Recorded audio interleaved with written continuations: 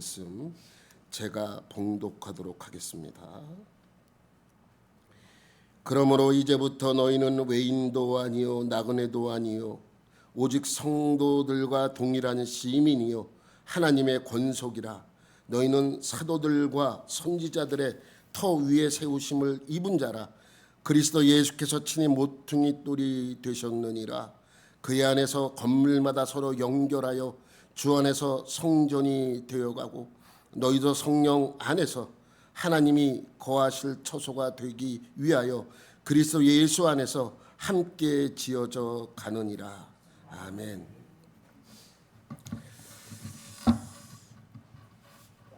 우리가 성경을 보다 보면 많이 나오는 단어가 있습니다.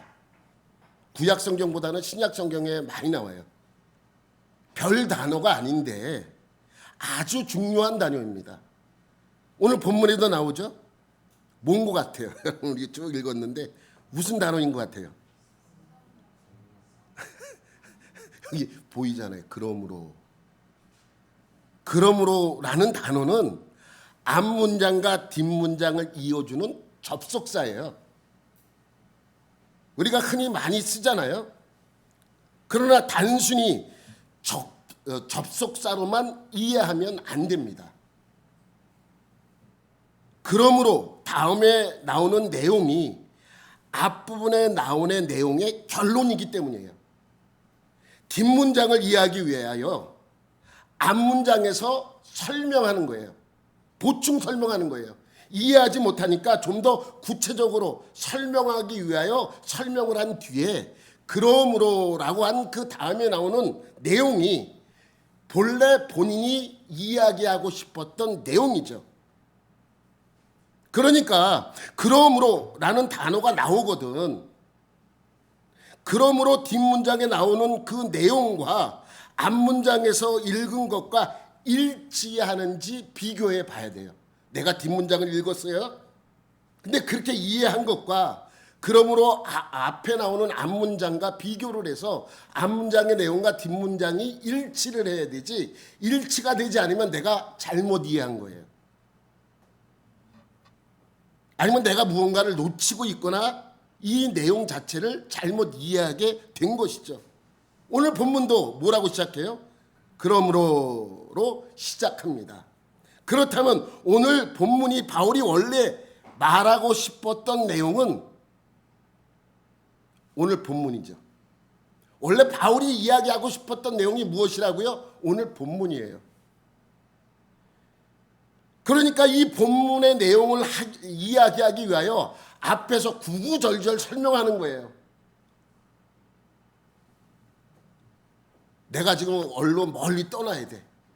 근데 자식들과 아내에게 그것을 설명해요. 내가 떠나야 돈을 벌고 내가 떠나야 근데 떠나는 곳이 어디고 그렇게 설명하다가 그래서 나는 내일 떠나. 이거 얘기하려고 앞에 많은 이야기들을 하는 거와 마찬가지죠. 그러므로 나는 내일 떠나. 이라고 하는 이 이야기. 오늘 이 19절부터 22절까지의 이야기를 하기 위하여 앞에 많은 설명들을 한 거예요. 누가? 바울이요. 그러니까 오늘 저의 설교도 어쩌면 이미 다 한 내용이죠. 다 한 내용인데 만약에 오늘 했던 내용이 새롭게 들리면 내가 잘못 이해하고 잘못 전달한 거죠. 그러니까 이미 저는 몇 주 전부터 이 에베소서 2장을 설교하면서 했던 내용이 오늘 본문으로 결론을 맺게 되는 것이죠. 그럼 19절 우리 다 같이 한번 읽어볼게요. 시작. 그러므로 이제부터 너희는 외인도 아니요 나그네도 아니요 오직 성도들과 동일한 시민이요 하나님의 권속이라. 어때요? 제가 앞에서 했던 내용 같아요? 응? 제가 앞에서 했던 내용 같아요? 아니면 했던 내용과 전혀 다른 내용인 것 같습니까? 여기서 외인이라고 하는 것은 외국인이냐? 너희는 외국인도 아니요 나그네, 손님도 아니라는 거예요. 손님도 아니고 외국인도 아니라는 거예요. 여러분, 이 외인과 나그네로 비유한 이 사람들은 누구예요? 앞부분에서 계속 설명했던 내용. 누굽니까? 이방인이에요. 이방인. 이방인에게 말을 하고 있지만 이방인이라고 표현하지 않아요.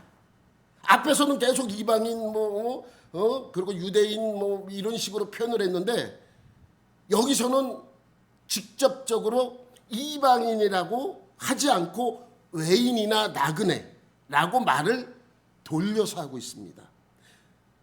여러분, 바울이 이방인이라는 말을 쓰지 않는 것은 이방인이라는 말을 쓰는 순간 이질감을 주기 때문입니다. 이질감. 한마디로 말해 한마디 말을 해도 이 내가 말을 하는 순간 이 사람이 상처가 될 수도 있다는 의미를 바울은 알고 있었어요. 이방인이라는 말을 쓰는 순간 이질감이 되기 때문에 한 단어 쓰는 것도 상당히 조심해서 쓰고 있는 것이죠. 여기서 이방인이라고 사용하지 않는 이유는 여기에 있습니다. 여러분 쉽잖아요. 이제부터 너희는 이방인이 아니요. 이렇게 하면 얼마나 좋습니까? 쉽게 이해할 수 있잖아요. 그런데 그렇지 않아요. 여러분, 왜 바울이 이방인이라는 말을 쓰지 않았냐 하면, 그러면 여러분 이제부터 너희는 이방인이 아니요라고 표현을 한다면 이제부터 너희들은 누구라는 얘기예요? 유대인이라는 얘기죠. 너희는 이제부터 이방인이 아니요라고 하는 말 속에는 너희는 이제부터 유대인이요라는 의미가 포함되어 있기 때문에 안 쓰는 거예요. 근데 지금까지 바울이 이야기했던 것이 뭐예요? 이방인, 유대인 이것을 구분하지 않는다고 말을 했잖아요. 그리고 할례도 받지 못하게 했잖아요. 할례를 받지 못하게 했던 바울이 유대인, 이방인이라는 말을 직접적으로 씀으로써 그들이 이해할 때 할례를 받지 않고도 유대인이 될 수 있는 건가라는 오해를 불러들일 수 있기 때문입니다. 그렇게 들려줄 수 있잖아요.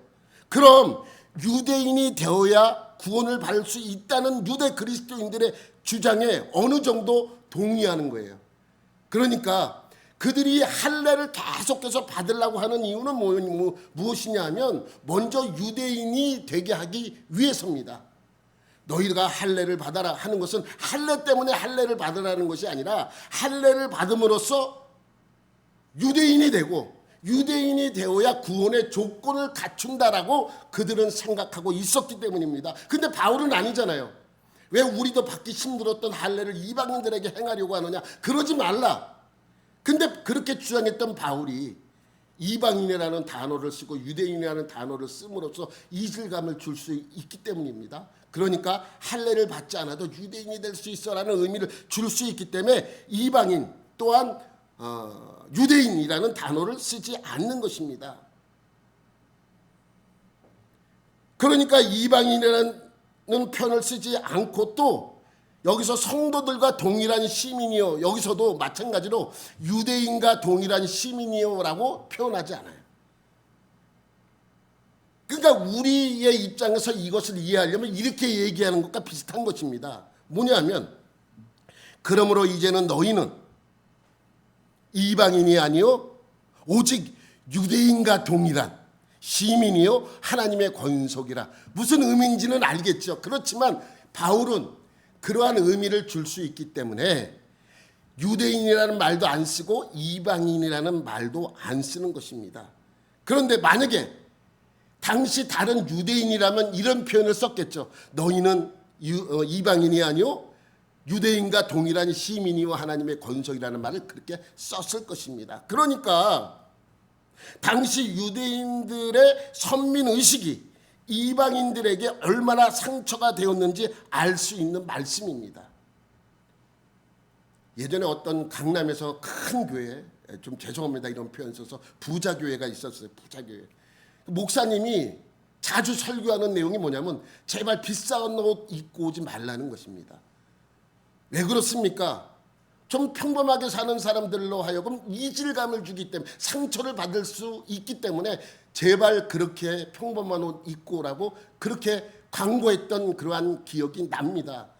그러니까 똑같아요. 이 유대인들의 선민의식 때문에 지금 이방인들이 상처를 받고 있는 거예요. 이것 때문에 에베소 교회도 분열이 되고 상처받은 이방인들은 다시 과거로 돌아가 예수 믿지 않을 때의 과거로 돌아가 예수님을 멀리하던 사람들이 많았습니다. 이런 문제는 유독 에베소 교회만 있었던 것이 아니고 다른 지역 교회도 마찬가지예요. 다른 지역 많은 교회들도 유대인과 이방인의 문제, 분열의 문제 때문에 이것이 각 교회의 문제점으로 드러나게 되는 것이죠. 분열의 이유는 간단합니다. 유대 그리스도인들이 이방인들에게 전도를 하면서 그들로 하여금 먼저 예수의 복음을 전하기보다는 먼저 그들로 하여금 유대인을 만들려고 했던 것이 문제가 된 것입니다. 이런 문제가 일어나는 이유는 당시 초대교회가 시작된 초기에는 교회 지도자들이 거의 누구예요? 교회 지도자들이 유대인이에요. 유대인. 왜냐하면 이방인들은 성경을 몰라요. 이방인들은 성경 모르잖아요. 오로지 유대인들은 어렸을 때부터 성경을 배워왔고 공부했기 때문에 성경에 대해서 많이 알지만 전도받고 교회에 온 이방인들은 성경에 대해서 전혀 몰라요. 또 예수님의 직접적인 가르침을 받았던 사람들이 거의 다 유대인들이에요. 그러니까 그들이 중심이 되어서 교회의 중심이 되어서 그들이 교사가 되었고 지도자가 되는 거예요. 누가? 유대인이. 이방인은 하고 싶어도 못해요. 알아야 하지 알아요. 모르잖아요 성경을. 이방인들은. 그래서 교회마다 지도자들은 거의 다 유대인이고 교사들도 거의 다 유대인입니다. 그리고 그들이 이방인들을 가르치면서 야 성경에 그래. 그러면 모르는 나는 그런가 보다 그렇게 생각하지 않겠습니까? 여러분 성경을 모르면 참 힘들고 어려워요. 여러분 하나님 교회 안상홍 증인회에 가보면 거기는 하나님 아버지라고 부르지 않아요. 뭐라고 부른다고요? 하나님 어머니라고 불러요. 근데 여러분 제가 여기서 여러분 왜 하나님이 남자입니까 여자입니까? 왜 아버지라고 왜 불러요?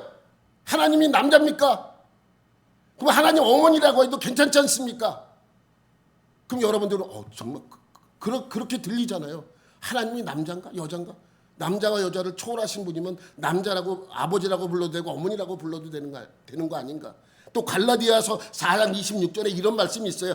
안상홍 증인회에서 하나님을 어머니라고 부르는 단 한 절의 구절은 갈라디아서 4장 26절에 있습니다. 뭐 여기 볼 필요가 없어서 내가 안 했는데 오직 위에 있는 예루살렘은 자유자니 곧 우리 어머니라. 예루살렘은 우리의 어머니라는 표현이 있어요. 이 구절 갖고 봐라. 어머니라고 하지 않느냐. 그러니까 모르는 사람들은 정말 그런가 보다. 하나님은 남자야 여자 이거 따지고 있는 거예요. 여러분 이런 거와 비슷해요. 많은 사람들이 이방인으로서 교회에 처음 나오면 성경도 알아요 무지했고 교회에 대해서도 무지합니다. 그래서 교회에서 시키는 대로 할 수밖에 없는 것이죠. 그런데 여러분 시간이 점점 지남에 따라 이방인들도 뭐를 습득해요? 성경을 습득하게 되고 교회의 문화도 습득하게 돼요. 그러면 예수님의 가르침을 배운 제자로부터 제대로 배운 제자들 이방인들도 지도자가 나올 수 있다는 것이죠. 누구 같은? 브리스길라 같은. 브리스길라는 로마 사람이에요. 남편인 아굴라는 유대인이죠. 그래서 남편 따라 왔다가 예수를 믿고 로마인으로서 아름다운 지도자가 된 사람이 브리스길라 같은 사람이죠. 그들이 교회 지도자가 되면서 어떻게 됩니까? 유대 그리스도인들과 충돌이 일어나는 거예요. 충돌이 일어날 수밖에 없잖아요. 그러니까 기득권 세력이었던 유대인들은 그들과 함께하지 않고 그들을 비난하고 그들의 교회를 분열시키게 되는 것입니다. 그 시발점이 로마 교회예요. 처음으로 그렇게 이루어졌던 게 로마 교회. 이런 거와 비슷합니다. 어느 교회에 신앙 좋은 장로님이 한 분 계셨어요. 오랫동안 신앙생활을 했기 때문에 이 장로님은 성경도 많이 알고 교회 안에서의 모든 생활과 문화도 잘 아셨기 때문에 철저하게 성경대로 살려고 노력했던 분이에요. 근데 어느 날 외부에서 새신자들이 들어오잖아요. 새신자들은 교회 문화도 모르고 성경도 모르잖아요. 그러니까 이분들이 실수할 때마다 장로님은 그들을 가르치고 지적할 수밖에 없습니다. 그렇게 하면 안 돼. 교회에서 그렇게 하는 거 아니야. 아, 성경에는 뭐 그렇게 말씀하고 있지 않아. 이런 것을 늘 새신자들에게 말을 합니다. 근데 처음에는 잔소리 같지만 잔소리 같지 않게 들렸던 이 새신자들이 잘 따라주었지만 몇 년이 지났어요. 그럼 이 새신자들도 믿음이 생기고 성경도 알고 많이 성장하잖아요. 그리고 성경도 많이 배웠기 때문에 성경에서 말씀하고 있는 것이 무엇인지 알게 됩니다. 그렇지만 장로님은 여전히 그들이 조금만 잘못하고 실수해도 지적하고 잔소리를 합니다. 그러니까 어느 순간부터 장로님의 지적을 잔소리로 듣게 되고 약간의 반발심이 생기기 시작합니다. 그리고 나중에는 장로님이 그런 지적을 할 때 대들게 되죠. 장로님, 성경에 그런 게 없어요. 성경에 그렇게 말씀하지 않아요. 그렇게 성경에 어디 있냐고, 그런 것이 성경에 어디 있냐고 따지게 되는 것이죠. 따질 때 그 장로님은 어떻게 된 거예요? 그 순간에 멘붕이 되는, 멘붕. 여태까지는 그러지 않았는데 이것 봐라, 이렇게 생각하겠죠. 그러면 그렇게 대드는 새신자였던 그 사람의 이야기를 듣고 장로님은 집으로 돌아와 정말 성경에는 그렇게 이야기하고 있지 않나? 성경을 다시 찾아보겠습니까? 아니면 아니, 저는 많이 컸네, 두고 봐라 라고 하시게 할 것 같습니까? 첫 번째, 전자예요, 후자예요? 전자예요. 여러분이 참 순진해서 그래요. 대부분 야, 내가 잘못 알고 있었네 라고 하지 않아요. 많이 컸네, 두고 보자. 대부분 그렇게 생각합니다. 대부분이에요. 전부는 아니지만.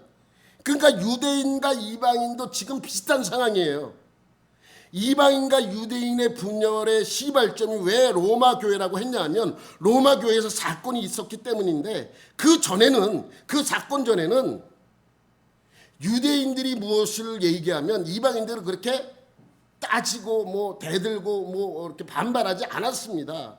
그런데 로마 교회의 사건 이후에 이방인들도 신앙적으로 많이 컸고 유대인을 의지하지 않고 자립의 길로 들어선 것이죠. 무엇이? 로마 교회 사건.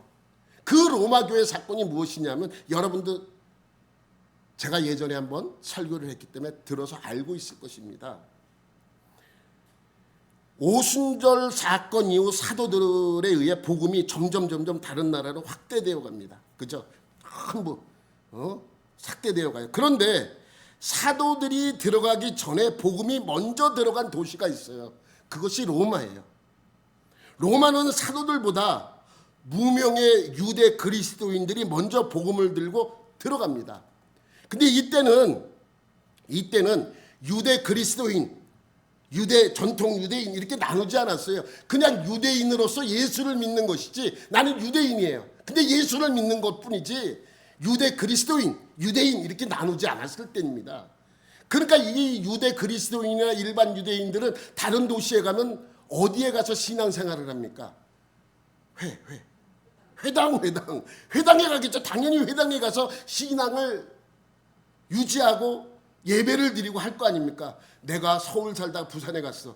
부산은 모르지만 그래도 신앙을 지키기 위하여 부산에 있는 회당을 찾는 거와 똑같은 거예요. 여러분, 예루살렘 쪽이나 다른 지역에서 회당에서 신앙생활을 하다가 내가 로마에 방문했어요. 로마에 방문하다 보니까 신앙을 지키고 예배를 드리기 위하여 회당에 방문합니다. 그곳에 갔더니, 회당에 갔더니 유대 그리스도인과 유대인이 구분하죠. 다 똑같이 그냥 모여서 예배를 드립니다. 그들도 예배를 드리니까 예배를 드리는 과정에서 회당에서는 무엇이 있다고 그랬어요? 자유롭게 질문하고 자유롭게 대답하는 문화가 있다고 말씀을 드렸어요. 그것이 회당 문화예요. 회당 안에서는 의문점이 생기면, 설교 내용에 관하여 의문점이 생기면 질문을 할 수 있어요. 예배를 드리다가 예배 끝나면 한 분이 손을 들고 질문을 합니다. 근데 지도자가 잘 몰라. 근데 이건 잘 모르겠는데 이렇게 얘기하면 그 부분에서 알고 있는 다른 성도들가 손을 들고 일어나서 답변도 해줍니다. 이게 회당 문화예요. 그러니까 이 랍비가 성경을 열심히 가르쳤어요. 질문을 합니다. 그거는 그런 내용이 아닙니다. 이러한 내용입니다 하면서 예수의 복음을 전하게 되죠.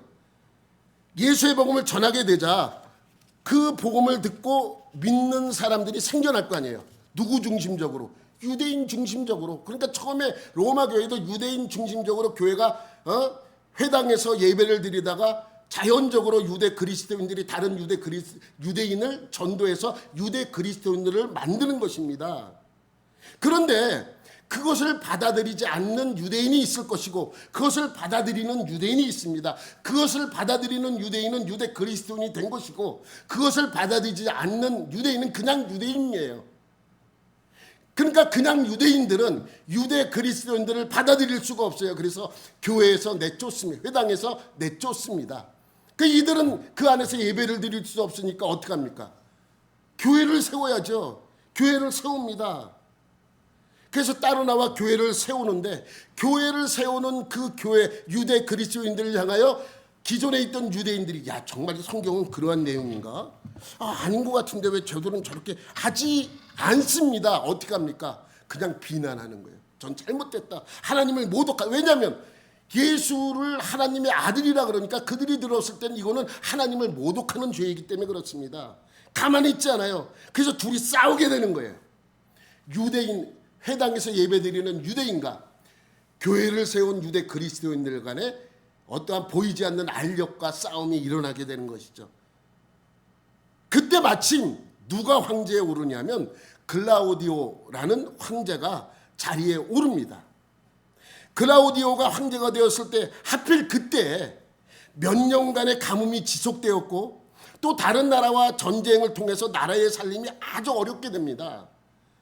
그렇게 어려워진 백성과 나빠진 경제를 살려보겠다고 글라우디오 황제는 열심히 애를 쓰고 열심히 또 백성들의 삶을 나아지도록 노력하고 있어요. 그렇게 노력하고 있는데 경제권을 쥐고 있는 유대인들은 서로 뭐하고 있어요? 계속 싸우고 있는 거예요. 야 네가 옳다 네가 옳다 그리고 싸우고 있는 거예요. 그러니까 이 황제의 입장에서 바라보면 교회와 그러니까 그리스도인들과 유대인의 싸움이 아니에요. 황제의 입장에서 보면 누구끼리 싸우는 거예요? 그냥 지들끼리 싸우는 거야. 뭐 때문에? 종교 문제 때문에. 그러니까 열받을 수밖에 없죠. 나는 백성들 잘 살려보겠다고 그렇게 노력하고 애쓰고 있는데 지들은 싸우고 있어요. 종교 문제 때문에. 지들끼리. 그래서 클라우디오 황제는 유대인들을 로마시 밖으로 쫓아내는 칙령을 내립니다. 이것이 글라우디오 황제의 유대인 추방령이에요. 유대인을 로마시 안에서 살아갈 수 없도록 로마시 안에서 쫓아내는 그러한 칙령이 내려지는 것입니다. 근데 이제 그렇게 유대인들을 추방하니까 쉽게 말하면 서울시에 살고 있는 중국인들을 과거 화교도를 전부 이렇게 없앴잖아요. 그러면 이들이 거기서만 있었던 게 아니라 거기 살던 사람들이 다 지방으로 가고 이렇게 하면서 살았던 것처럼 이들도 유대인들도 회당에 있던 유대인들도 교회 안에 있는 유대 그리스도인들도 유대인이면 전부 로마 안에서 나가야 되는 거예요. 그러면 회당은 없어졌어요. 그래서 왜? 회당 안에는 전부 뭐예요? 유대인이니까. 회당은 유대인만 살아가는 곳이니까. 유대인만 모이는 곳이니까. 그런데 유대 그리스도인들은 나와서 교회를 세웠는데 유대 그리스도인들은 누구에게도 복음을 전했어요? 이방인들에게도 복음을 전했잖아요. 이방인들에게도 복음을 전했는데 교회 안에 있는 로마시 안에 있는 교회는 유대인도 있었지만 이방인들도 있었단 말이죠. 근데 유대인은 나갔어요. 교회는 없어지지 않고 이방인들로 하여금 그 교회를 지킨 거예요. 근데 생각해 보세요. 그때까지 누가 지도자고 교사였습니까? 유대인들이에요. 유대인들이 교사였고 유대인들이 지도자였고 유대인들이 안녕하세요, 유아입니다. 했는데 하루아침에 유대인들이 전부 빠져나간 거예요. 그러니까 교회에 전도사와 교사와 목사가 전부 나가서요. 그러면 이제 평신도끼리 모여가지고 야 오늘 누가 설교를 하지? 누가 기도하지? 누가 예배 인도하지? 걱정하는 거예요. 그러니까 김 집사가 있다가 저쪽에 박 집사예요. 야, 박 집사 평소에 성경 많이 하는데 네가 나가서 한번 설교해. 아, 난 몰라, 못해. 여러분 과거 그러잖아요. 누가 기도만 시켜도 기도 맡은 당번이 그 주간엔 교회 빠지잖아요. 부담되니까. 그런 우리 학생 때 많이 그랬어요. 누가 기도를 넣으면 학생이 그 주간에 열심히 나오다가 안 빠지는 학생인데 그 주간에 빠졌어. 가만히 보면 주보에 자기의 이름이 기도에 올라가 있으면 빠지잖아요. 왜? 부담돼. 못할 것 같으니까. 그러니까 누가 해요? 누가 이방인들끼리 모여서 예배를 드려야 되는데 누가 기도하고 누가 말씀 전하고 누가 찬양 인도합니까? 그러니까 자꾸만 옆 사람에게 뛰어넘고 처음에는 그렇게 되었지만 시간의 지남에 따라 어떤 사람이 말씀을 전하게 됐고 어떤 사람이 기도를 하게 되고 어떤 사람이 찬양을 인도하면서 처음에는 버벅거리고 잘 모르고 헤맸지만 이것이 이제 시간의 지남에 따라 이것이 차차차차 어떻게 되겠어요? 자리를 잡아가겠죠. 어느 교회가 그랬다고요? 로마 교회. 지금 로마 교회가 그러고 있는 거예요. 왜? 클라우디오 황제가 유대인을 다 추방했기 때문에.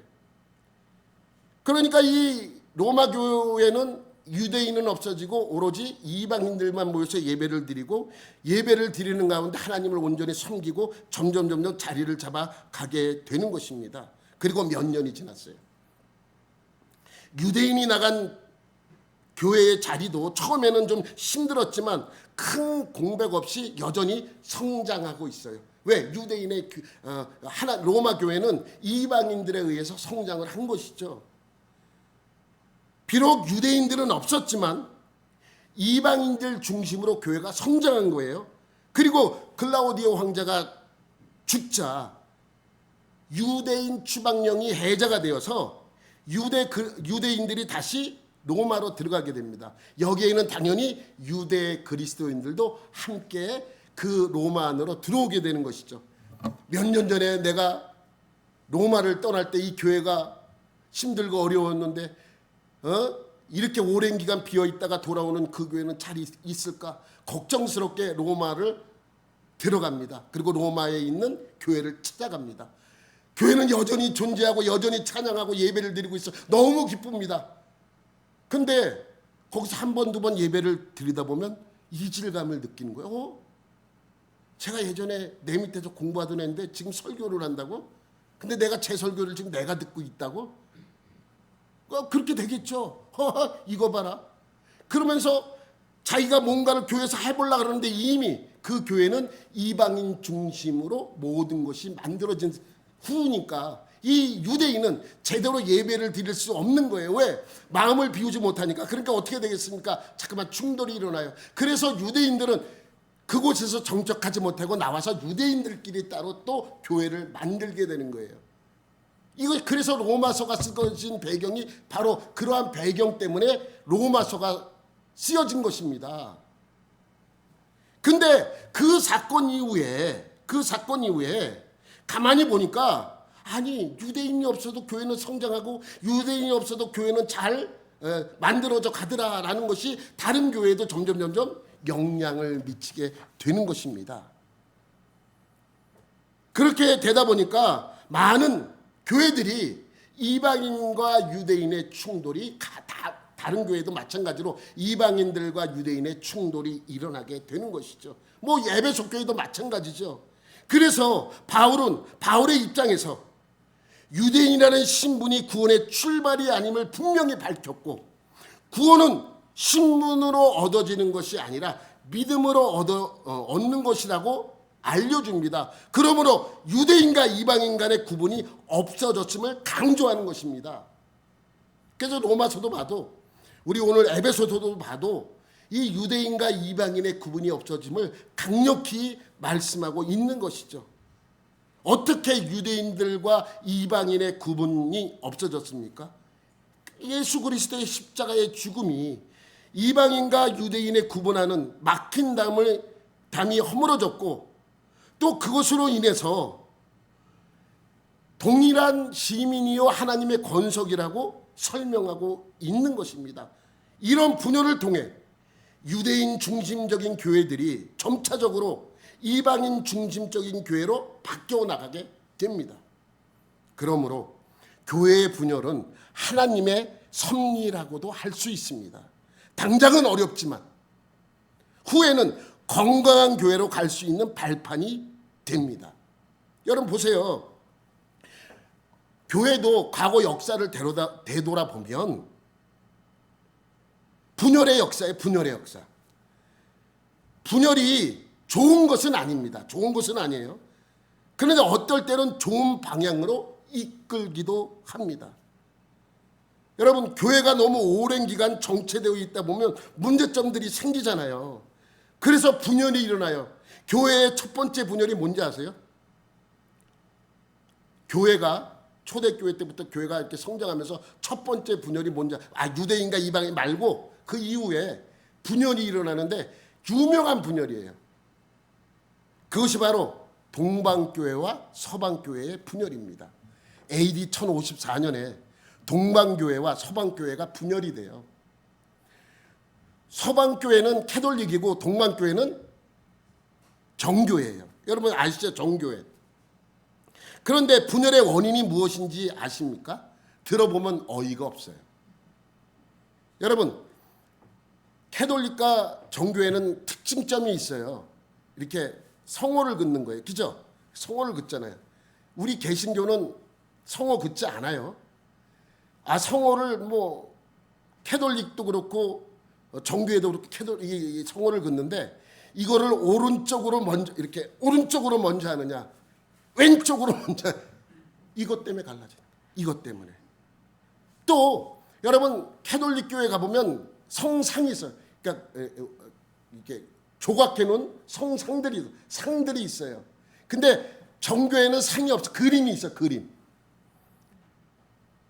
우상이다 이거예요. 성상은 유상이다 그래요. 근데 그림도 여전히 우상처럼 만들어 놓고 섬기는 그들과 성상을 만들어 놓고 섬기는 캐톨릭과 무슨 차이가 있는지는 모르겠지만 그것 때문에 싸웁니다. 또 정교회에서는 교황의 무호성을 주장하진 않아요.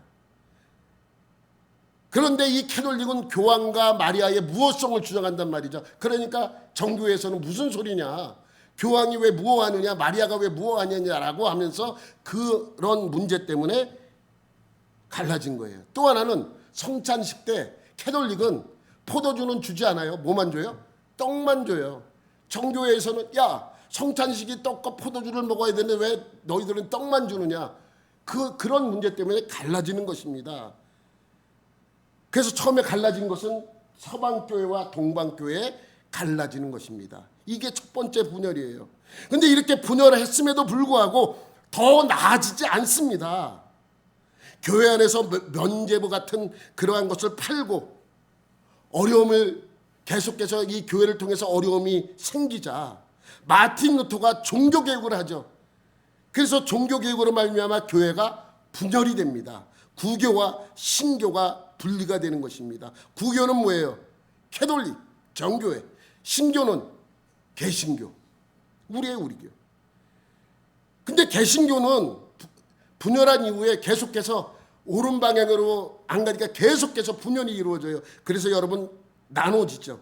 어떻게 나눠집니까? 여러분이 잘 아는 장로교, 감리교, 성결교, 침례교, 순복음, 성경회, 구세군 분열이 돼요.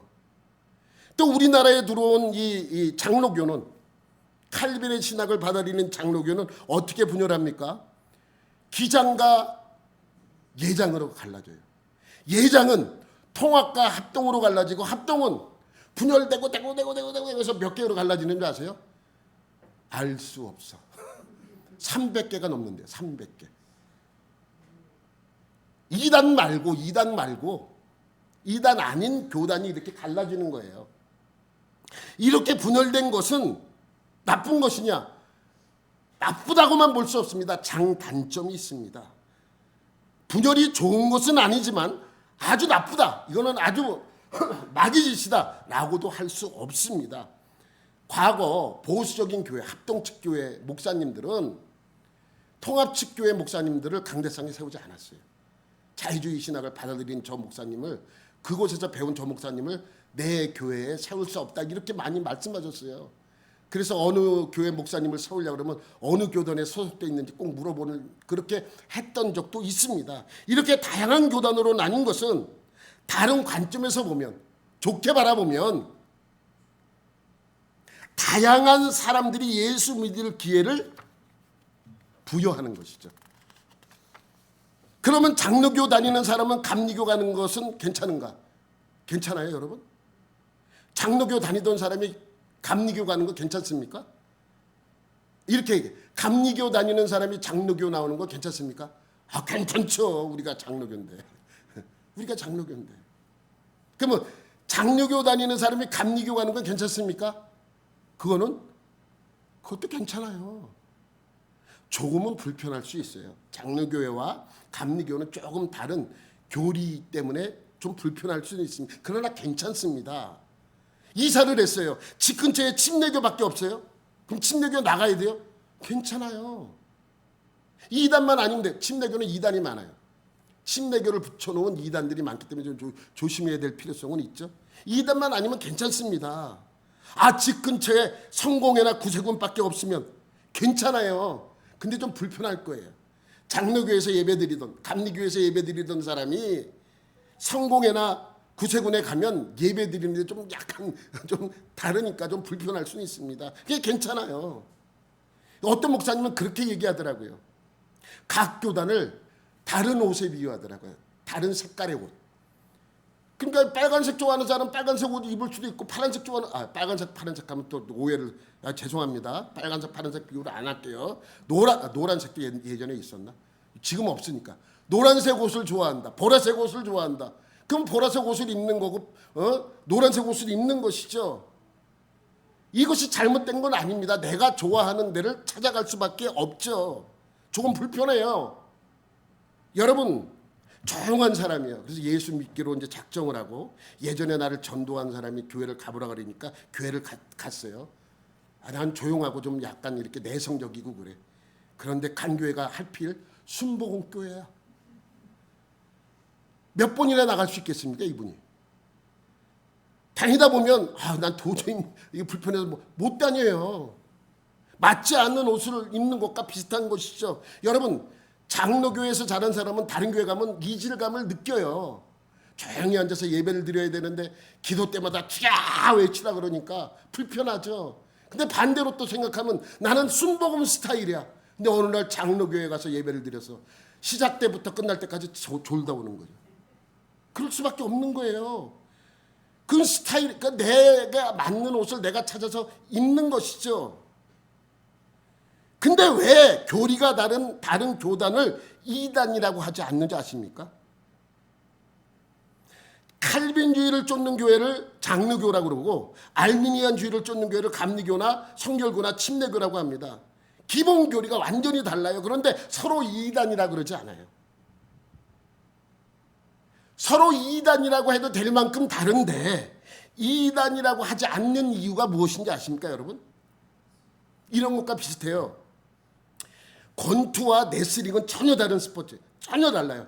권투는 붙잡지 않아요. 떨어져서 그냥 주먹만 내서 싸웁니다. 레슬링은 때리지 않아요. 레슬링은 붙잡고 넘어뜨리고 굴리고 돌리고 하는 것이 레슬링이에요. 이런 것을 하다 보니까 이제 무슨 스포츠까지 나오냐면 UFC라는 아주 격투기까지 나와요. 거기는 별로 규정이 없어요. 그냥 뚜들겨 패요. 그냥 넘어져도 또 패. 어우, 저렇게 잔인한데? 근데 이 권투나 레슬링이나 UFC를 좀 격렬하지만 스포츠라 그럽니다. 우리가 보면 모르는 사람이 보면 아우, 쟤들은 저렇게 싸우냐? 라고 할 정도로 그렇게 피튀지만은 그들은 그것을 스포츠라고 불러요. 근데 길거리에서 싸운다고 저 사람들 스포츠하고 있네? 라고 하지 않아요. 왜 그렇습니까? 왜 차이가 있습니까? 똑같이 치고받고 싸우는 건데. 길거리 싸움은요, 규칙이 없기 때문입니다. 여러분, UFC 같은 경우는 여러분 보세요. 얼마나 잔인해요. 막 피가 터지고 찢어지고 그래도 싸울 의사만 있으면 계속 싸우게 합니다.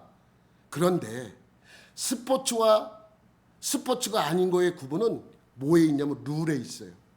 아무리 격렬한 스포츠를 할지라도 모든 스포츠에는 뭐가 있습니까? 룰이 있어요. 규칙이 있어요. 길거리 싸움은요, 규칙이 없는 거는 스포츠가 아니에요. 여러분, 왜 이단 말고 각 교단이 똑같이 추구하는 한 가지 규칙 때문에 이단이 아니에요. 그것이 뭐예요? 예수 그리스도. 믿는 방법이면 다를 수 있어요. 그러나 예수 그리스도는 변하지 않아요. 믿는 방법도 다르고 믿는 대상도 다르면 이단이에요. 그러나 예수 그리스도를 믿지 않는 곳은 이단이지만 그럴지라도 예수 그리스도를 믿는, 여러분 기장 같은 데는 우리가 그들을 인정하지 않지만 그들도 다른 방법으로 예수를 믿으려고 했기 때문에 이단으로 규정하지 않는 것입니다. 그것이 오늘 20절 말씀이에요. 20절 시작. 너희는 사도들과 선지자들의 터 위에 세우심을 입은 자라. 그리스도 예수께서 친히 모퉁이 돌이 되셨느니라. 예수님이 모퉁이 돌이 된 모든 교회는 이단이 아니에요. 집은 좀 다르게 지을 수 있어요. 예수님이 기초석이 되어서 집을 만드는데 나는 클래식이 좋아 그래서 클래식적으로 쳐요. 어떤 사람은 나는 모던한 게 좋아 모던하게 짓습니다. 어떤 사람은 현대적으로 짓습니다. 다를 수 있어요. 그러나 그 기초석이 예수 그리스도면 괜찮다는 거예요. 그러나 그 기초석이 예수가 아니면 그것은 문제가 있는 교회죠. 여러분, 제가 여러분에게 잘 보여주는 신앙의 직그림이 있습니다. 여러분, 우리의 신앙의 기초는 언제나 누구라고요? 예수 그리스도입니다. 그림을 보면 우리의 신앙은 언제나 뭐가 돼야 돼요? 예수 그리스도가 돼요. 우리의 신앙의 기초는 언제나 예수 그리스도입니다. 그런데 이 예수 그리스도가 빠져버리고 여기에 다른 사람이 오는 순간 이거는 문제가 되고 그것은 이단입니다. 우리가 믿는 예수님은요, 2000년 전에 베들레헴 마구간에서 처녀인 마리아에게서 태어나시고 33년 뒤에 예루살렘에서 억울하게 십자가에 달려 죽으신 분이죠. 우리가 믿는 하나님, 우리가 믿는 예수님은. 근데 자기는 지금 태어나서 지금 자기가 예수라 그러는 이단들이 많잖아요. 그들은 이단이라 그래요. 우리가 믿는 예수님은 2000년 전에 태어나서 2000년 전에 십자가에 달려 죽으신 분이라고요. 여기서 끝나지 않습니다. 우리가 예수 그리스도가 우리의 신앙의 기초인데 예수 그리스도의 무엇을 믿습니까?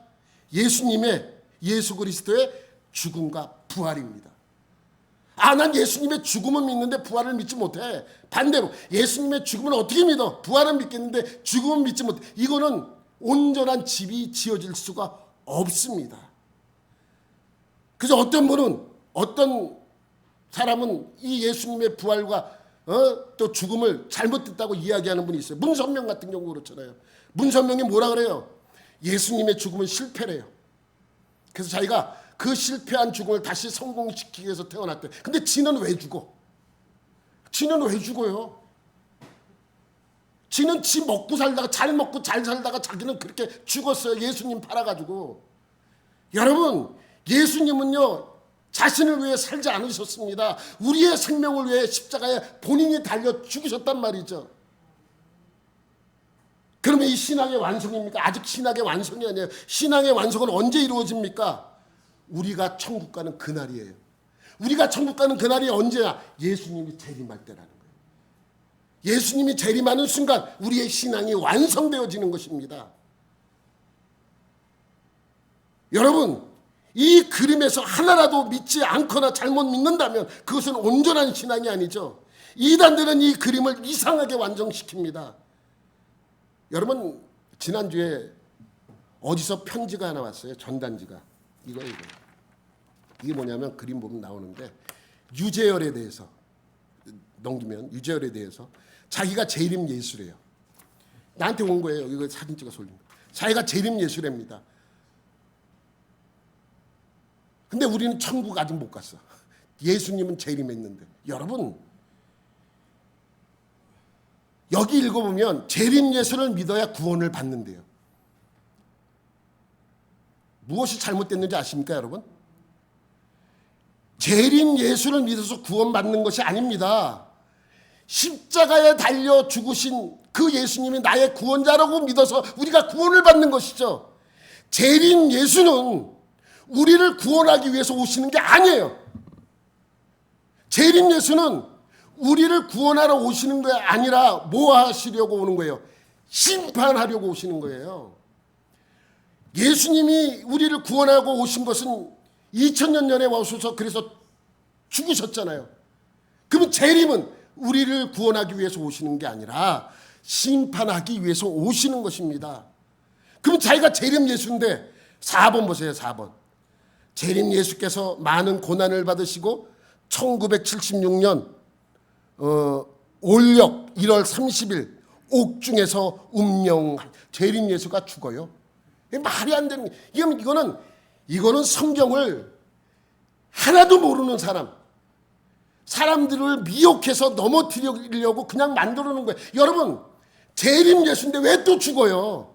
그럼 또 재림하게? 이건 말도 안 되는 교리예요. 이것을 보고 이거를 또 교리 만들어서 전단지로 만들어서 나에게 보내. 이게 말도 안 되는 내용입니다. 여러분, 구원자는 이제 유재열이 아니라 구원자는 오직 예수 그리스도밖에 없습니다. 유대인들에게도 이방인들에게도 구원자는 한 분이십니다. 미국 사람에게도 이란 사람에게도 이스라엘 사람에게도 라오스 사람에게도 베트남 사람에게도 한국 사람에게도 구원자는 오직 한 분이에요.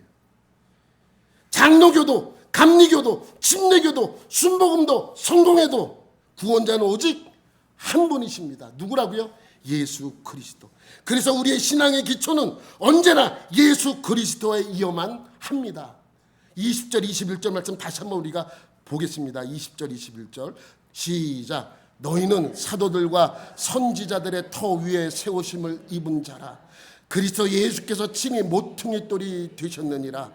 그의 안에서 건물마다 서로 연결하여 주 안에서 성전이 되어가고. 예수가 기초석으로 선지자와 사도들이 터를 세웠대요. 그 터의 기초도 역시 예수님이어야 합니다. 근데 선지자들은 뭔가? 여러분, 구약의 선지자들은 오실 예수를 예언한 사람들이에요.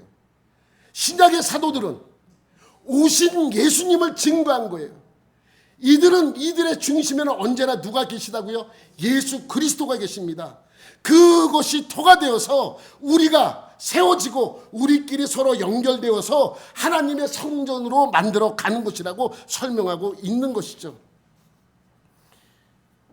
여러분, 여기서는 건물마다 서로 연결하는 건물로 비유했지만 에베소서 1장에는 한 몸으로 비유합니다. 그리고 3장, 4장, 5장에서는 또한 그의 몸의 한 지체라고 우리를 그렇게 소개하고 있는 것이죠. 제가 얘기했죠. 에베소서는 배 몸으로 비유해요. 또 골로새서는 골 머리로 비유하는 거예요. 골이니까. 여러분, 그래서 우리는 예수님의 한 지체예요. 여기서 한 몸이나 한 건물로 비유한 것은 같은 몸, 같은 건물, 이것으로 비유한 이유는 뭐냐면 같은 몸은 서로 분쟁하지 않아요. 내가 난 얼굴이 되게 못생겼어. 이렇게 못생겼어. 스스로 자기 얼굴 막 때리는 사람이 있어요. 오른손이 마음에 안 들다고 왼손이, 왜 너만 오른손을 사용하게 해? 그리고 왼손이 막 서로 분쟁하는 것이 있어요. 오른손은 오른손대로 오른손으로 사용하는 것이고, 왼손 사용할 때는 왼손으로 사용하는 것이고, 발은 발대로 발이 사용할 때 사용하는 것이죠. 그러니까 분쟁하지 않고 하나의 지체라는 거예요. 발은 발의 역할을 하면 되고 손은 손의 역할을 하게 됩니다. 건물도 마찬가지예요. 건물도 따로따로 놀지 않아요. 바닥은 이쪽에다 짓고 기둥은 저쪽에다 짓고 지붕은 저쪽에다 짓고 하지 않습니다. 바닥 위에 기둥을 세우고 기둥 위에 지붕을 세우는 것이 건축의 정석이죠. 여러분, 여기서 말씀하고 있는 것을 우리가 잘 이해를 해야 하는 것입니다. 그런데 여러분, 우리가 예수를 구원자로 믿으면 예수 안으로 들어간다고 여러분에게 설명을 했습니다. 그러면 나도 여러분들도 예수 안에 속해야 되는데, 예수 안에 속해 있는 것과 하나가 되는 것은 다릅니다. 병 안에 사탕을 집어넣어요. 사탕이 병 안에 하나가 되는 것이 아니라 병 안에서 사탕은 각자가 있는 것이죠. 그런데 이것을 하나로 묶어두는 것이 있어요. 그것이 누구예요? 성령님이에요. 22절 21절 22절 볼게요. 그의 안에서 건물마다 서로 연결하여 주 안에서 성전이 되어가고 너희도 성령 안에서 하나님이 거하실 처소가 되기 위하여 그리스도 예수 안에서 함께 지어져 가는 거예요. 그 함께 지어져 갈 수 있도록 연결시켜 주는 것이 누구라고요? 성령님이라고요. 그래서 18절에도 이렇게 말씀합니다. 이는 그로 말미암아 우리 둘이 성령 안에서 아버지께 나아감을 얻게 하려 하십니다. 성령 안에서 이 둘이 하나가 되는 거예요. 여기에서 이 둘은 유대인과 이방인을 뜻하지만 지금 우리에게는 너와 나죠. 너와 나. 그러니까 전 세계에 있는 모든 성도들은 예수 안에만 있다면 그 성령님께서 우리를 하나로 묶어주는 거예요. 여러분들이 각자 신앙생활을 한다고 생각하지만 그렇지 않아요. 여러분이 예수를 믿고 예수 안에 들어오는 순간 성령님은 여러분들을 하나로 묶어주는 역할을 합니다. 여러분, 예수님께서 40일 부활 후 40일 동안 이 땅에 계시다가 하늘로 승천하여 올라가셨어요. 올라가기 전에 제자들에게 부탁한 것은 하나예요. 너희는 여기를 떠나지 말라. 약속한 것을 기다리라. 그리고 10일 후에 그 약속한 것이 오시잖아요. 10일 후에 오순절날, 오순절, 맥주절, 77절. 오순절날 약속하신 성령이 각 사람 위에 임하여 있었어요. 각 사람 위에. 한 분이신 성령님이 각 사람 위에 각자에게 오셨습니다. 그럼 하나가 아니잖아요. 각자에게 임했어요. 그럼 하나가 아니잖아요. 성령님은. 아닙니다. 성령님은 몇 분이세요? 한 분이세요. 한 분이신 성령님이 각 사람 위에, 각 사람 안에 임하셨습니다. 그러므로 성령님은 각 사람 위에 임하셨지만 우리 각 사람 위에 임한 이 성령님께서 우리를 하나로 묶어주는 역할을 합니다. 왜? 성령님은 한 분이시니까. 각자의 삶을 하나님의 삶으로 연결시켜 주시는 분이 성령님이십니다. 성령님의 사역은 본격적으로 언제부터 시작이 되었어요? 맥주절, 77절, 오순절. 여러분, 하나님께서는 세 개의 절기를 지키라 그랬어요. 그게 뭐예요? 유월절, 맥주절, 장막. 너희들은 이 세 개의 절기를 지키라 그랬어요. 유월절은 지금 우리가 지키지 않지만 유월절은 뭘로 지켜요? 같은 날 지키죠. 유월절은 뭘로 지켜요? 부활절. 맥주절은 맥주 감사절. 장막절은 추수 감사절. 그런데 부활절은 누구와 연결이 되어 있어요? 연관이 되어 있습니까? 예수님이죠. 예수님이 부활했으니까. 맥주 감사절은 77절이라고 그랬어요. 오순절이라고 그랬어요. 원래는 우리는 좀 우리에 맞춰서 이걸 좀 변형해서 7월 달에 지키지만 이것은 오순절은 77절이고 맥주절이에요. 원래 성경적으로 따지면 이 맥주절은 성령님과 연결이 되어 있어요. 왜? 이때 처음으로 하나님 성령님께서 이 땅에 오셔고 각 사람 안에 임하셨기 때문입니다. 장막절은 무엇과 연결이 되어 있습니까? 추수 감사절입니다. 알곡은 모아 곳간에 들이고 쭉정이는 꺼지지 않는 불에 던져집니다. 절기는 이러한 의미가 있어요. 그래서 하나님께서 이 절기를 지키라는 것은 절기로서의 의미도 있지만 이 절기는 하나님의 역사를 기록한 내용이기도 합니다. 유월절, 맥주절, 장막절이요. 그러므로 예수를 구원자로 믿는 사람들은 성령님으로 하나가 되어 하나님의 나라로 들어가는 것이죠. 성령으로 하나가 되었다는 의미는 한 사람이 아프면 다른 사람이 아파하는 거예요. 다른 사람이 슬프면 또 다른 사람들도 같이 슬퍼하는 것이죠. 또 다른 사람이 기뻐하면 같이 기쁨을 누리는 것입니다. 오늘 맥주 감사절을 맞아 성령으로 하나가 되는 수지 갈보리교회 성도 여러분이 되시기를 예수님의 이름으로 축원합니다. 하나님 아버지 감사합니다. 오늘도 한 지체로서 우리 모두가 하나가 됨을 다시 한번 기억하는 맥주절이 되게 하여 주옵소서. 성령으로 하나됨, 성령으로 하나 되는 우리 수지 갈보리교회 성도들이 되게 하여 주옵소서. 감사드리며 예수님의 이름으로 기도드립니다. 아멘.